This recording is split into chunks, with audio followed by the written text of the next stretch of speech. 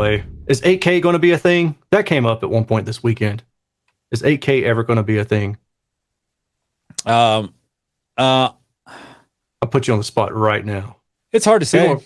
I don't think it's a thing.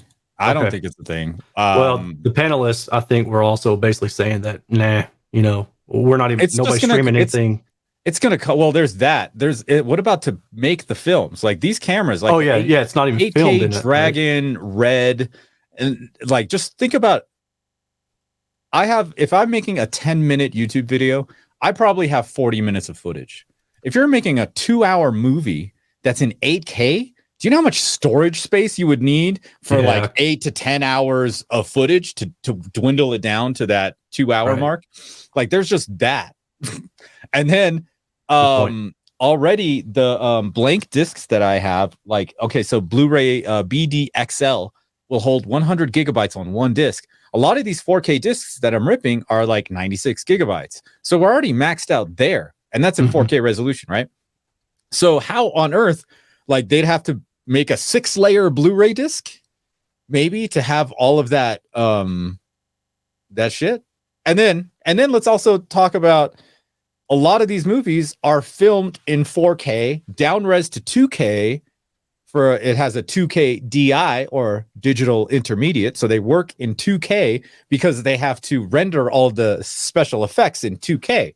Because the render time from 2K to 4K is huge. Imagine the render time from 4K to 8K or 2K to 8K. Like it's just crazy. See, the effects budget won't allow them to render CGI at that. It'll be downscale for a 4K, and for the most part, majority of movies still can't get movies with the 4K DI, right?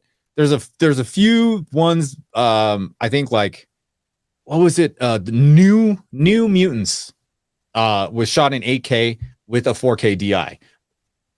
There's, like, I would say there's literally a handful. I haven't looked, at too many things lately, but there's not a lot.